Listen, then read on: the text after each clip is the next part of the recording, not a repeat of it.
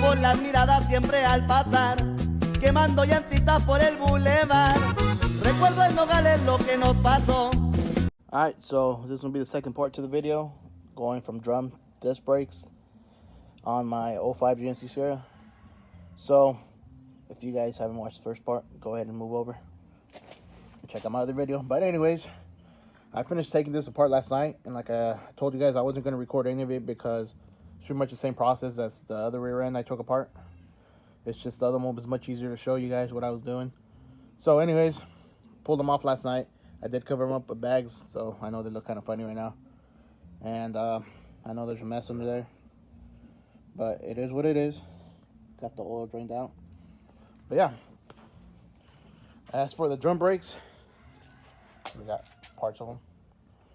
As for the drum brakes, you do gotta disconnect the brake line right here. Mine was super easy to come off. I know some people kind of struggle with that because rust is up in there, but mine was fairly easy to take off. Then you got your e-brake cables. That's pretty easy to take off too. And then the rest, I mean, just take it apart. If you're going disc brakes, you're not gonna be using any of it anyways. So just take it off wherever you like, or whatever's easier. And then you got 4 bolts, and that's pretty much it. Like I said, the only hardest part really to all this is taking those seat clips off. And it's not even hard. It's just, you know, that's probably what just gives you more trouble. But I mean, out of all this, that's what gives you more trouble. So let me get started. Well, let me tell you first. If you guys do recall, the last video I told you guys to be careful when pulling out your axles to not damage the seal. You can reuse your same seals, but for me, I'm just gonna go ahead and replace them. They're only like $5, and I don't think I damaged it. It's just, it's a peace of mind knowing, you know, you swapped it out and it's good to go. Because it would suck to put everything back together and then for that seal to start leaking, because you can't really see if you damage it or not. I mean, unless, you know, you really messed up big time. But I just want to take the risk. I'm gonna go ahead and replace it. So I'm gonna be showing you guys that here in a little bit. So I do recommend swapping it out, like I said, just because, you know, you might as well. So let me get started on that.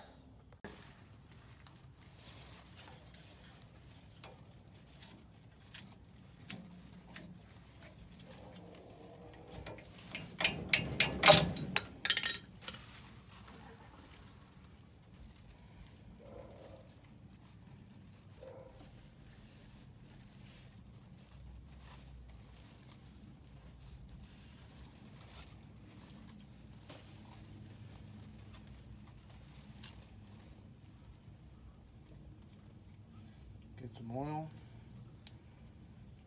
Put it around your chingadera here. Get some more oil. I'm just using the oil that's already inside the rear end. There's a little bit in there, so just get a little bit of that. It'll help things move a lot easier.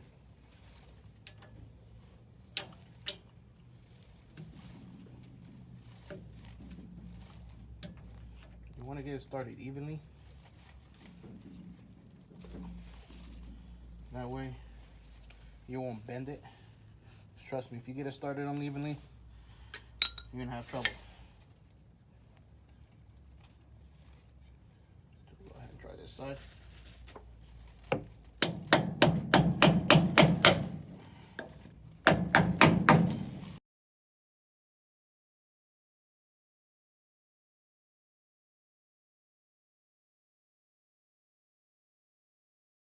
Alright, there we have them. Already finished washing them off. All I used was the greaser to get, you know, all the heavy grease off or brake dust off. And all I used was a brush from a dollar store and the greaser from the dollar store as well. It only cost me like $2 or $3. And yeah, so now we're just waiting for them to dry. And we're going to start painting them silver. I decided to go silver just because it's more like an OEM look. Didn't want to go with the bright color, so silver it is. So let me get to it.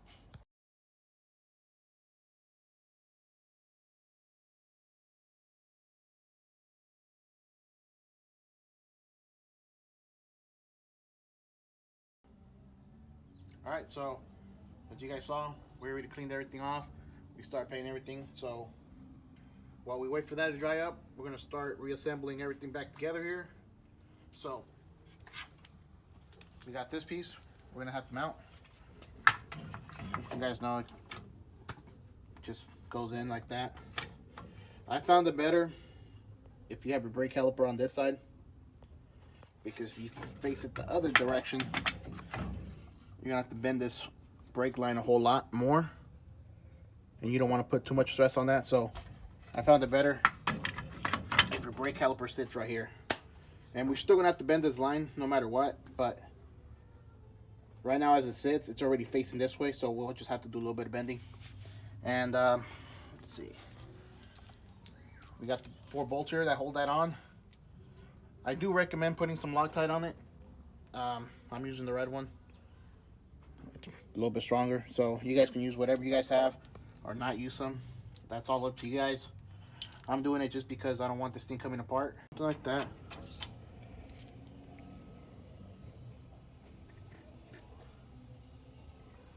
Oh, no, too much there. Spread it over.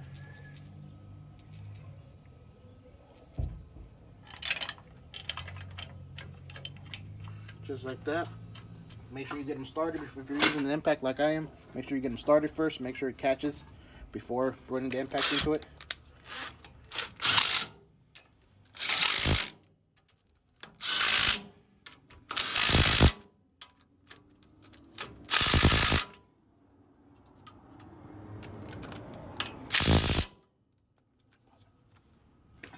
Alright, so we got a wrench here now. And for better leverage, I'm using end wrench. I want to make sure you tighten them down pretty good. You don't want this thing coming apart on you.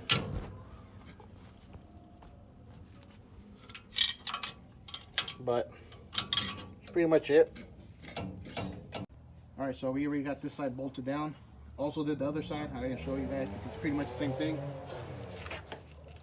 Excuse that far can in the background. So now, this is where you put your axle in. You want to be very careful when you put it in. You don't really want to drag it on that seal, because, yeah, it's not good. Kind of pick up on it. And if we're lucky, we'll get it right away.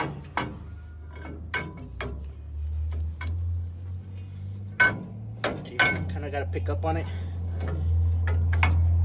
And there we go. Sometimes you might have to play with it a little bit. Pull it back out, turn it a little bit, because you want the splines to line up with the rear end over there. So if they don't work for you the first time, pull it out a little bit, turn it, try to stick it back in. But I think I got it right there. So now we got to push in the C-clip back in the rear end. Alright, so we got our C-clip here. And pretty much dead center. It's going to be kind of hard to show you guys and do it at the same time, but pretty much all you're going to do is, that was a fail.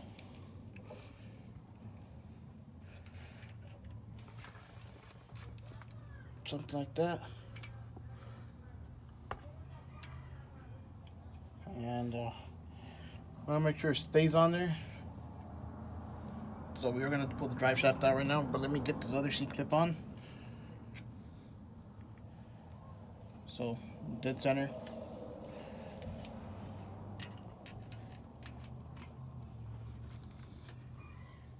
Nope, that way.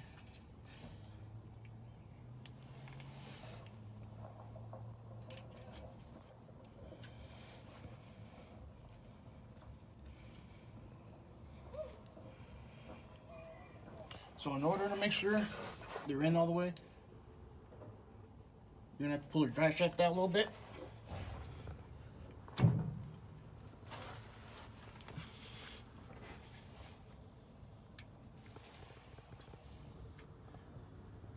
See if we got it now.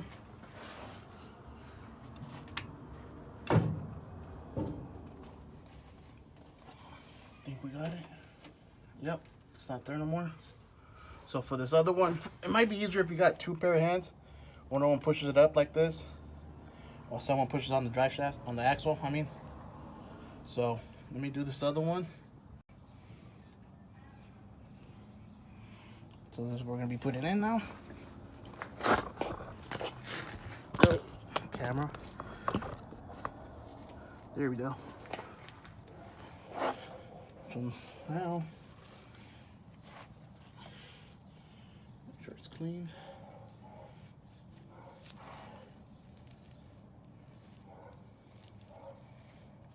All right.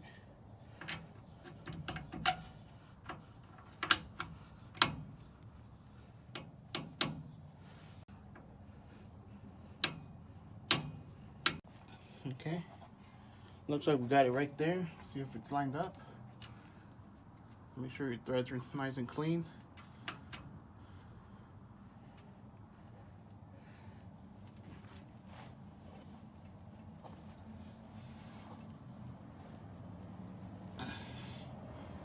Yep, I think that's gonna work for us right there. So I'm gonna be using some Loctite on this bolt right here too. You never know. For my luck, this thing will come apart. Like I said, it's my first time doing it, so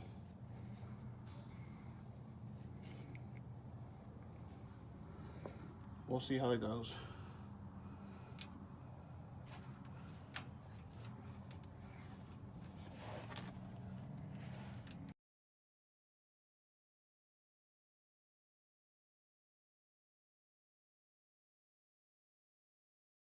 Alright, so it's now the next day, and last night I got done pretty late, and I didn't record putting on the rear end cover back on, just because it's pretty simple. I mean, same way you took it off, the same way it's going to go on.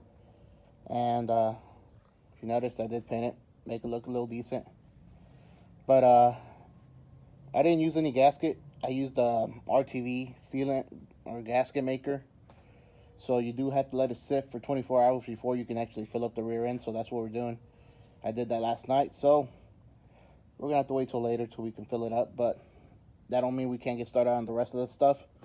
So up here, I do got the brake calipers and the brackets already painted. Here we got the new brake pads. And we are going to be going with drilled and slotted rotors just to give it a better look. Cleans things up. So not too bad. It's gonna give it a different look for sure, but we're gonna go ahead and get started on this.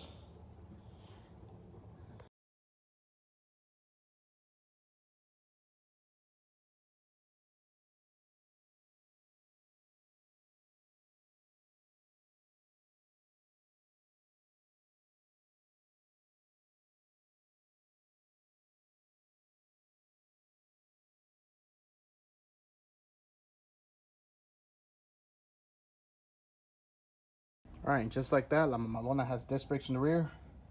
It's not too bad of a job, really. I guess if I really wanted to do it all in one day, you can.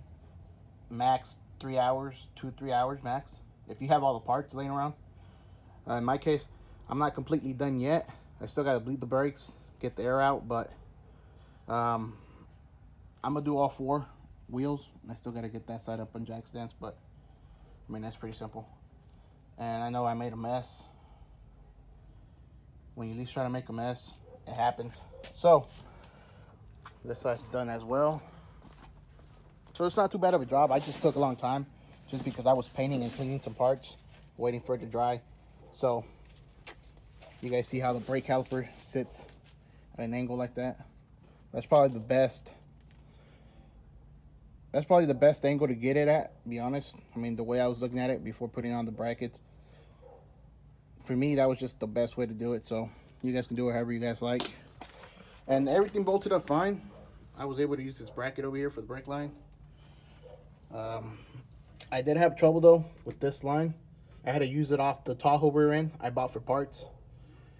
It was a little too long, so I had to bend it over, as you guys can see. And then in order to make it work down there at the T, see if I can show you guys. Right there.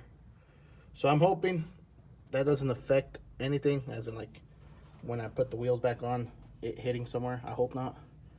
Worst case, I guess we're gonna have to get the custom made ones, but it'll work as long as you get the rear end that you buy with those lines on there. You want it to be complete, because I was gonna use the stock lines that came with the truck with the drum brakes, but the thread's a little different, so it's not gonna work. So this one here, you can see I couldn't use the bracket on this one. The bracket will go right here. This one's kind of just chilling there. So I'm hoping it doesn't get in the way of anything. I was able to tie it down right there with that bracket into that T right there. So I'm hoping, I mean, I really don't like the way it sits, but hoping they don't kick too much when it has the brake pressure on there. I don't know. We'll see. But that's pretty much it, guys. I'm not going to be showing you guys the rest of when I'm bleeding the brakes. It's pretty self-explanatory too. I don't want to make this video super long. Just want to get down to the details. And like I said, you can get it done in 2 to 3 hours. Me, I just took a long time just because I was taking my time cleaning parts off, like I said. So other than that, that's pretty much it, guys. Alright, that's going to be it for today's video, or the second part to the disc brake installation. Like I said, you can do this in one day. I just took a long time just because, as you guys know, I was taking my time. And especially since my first time taking apart this rear end, I didn't want to mess anything up in the process. So, yeah, it's not too bad. Anyone could do it at home as long as you have a little bit of knowledge how to work on cars. Like I said, probably the only hardest part to this thing was making those brake lines kind of work, because I had to bend a couple of them, like I told you guys. So if you guys are looking to do this, you'll be saving yourself a whole lot of money.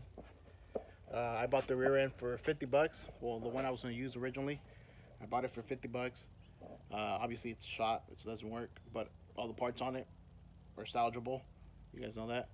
And so I guess for under 100 bucks, because you got to count other little parts you're going to be using, like the brake fluid in order to bleed your brakes. If you're like me, I replace the seals. So I want to say for under 100 bucks, you can go disc brakes. Just make sure the rear end is complete. Comes with everything, brake calipers, all the brake lines. Nothing's missing off it, because if it is, that's what's going to cost you a little bit more. Try to go find that part now. So I want to say for under 100 bucks, you can do this, and it looks more of an OEM, I guess, look, which doesn't really matter if it's aftermarket or not. But me, I try to go OEM with everything, like I try to do like this. So yeah, any questions you guys have, just drop it down below. I'll answer them whenever I get time. And that's pretty much it for this video. So catch you guys on the next one. Hopefully you guys enjoyed it, and sorry if it was long, but you know, it is what it is. So catch you guys on the next one. Don't forget to comment, like, and subscribing. Peace. Robo las miradas siempre al pasar, quemando llantitas por el bulevar. Recuerdo en Nogales lo que nos pasó.